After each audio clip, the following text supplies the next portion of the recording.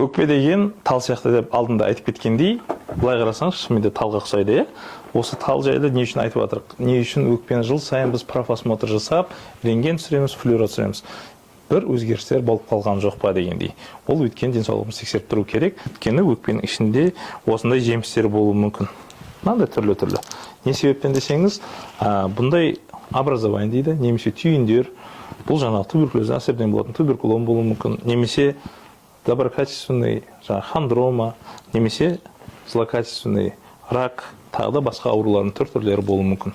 Көп жағдайда метастаздар болуы мүмкін. Соны дер кезінде анықтау үшін.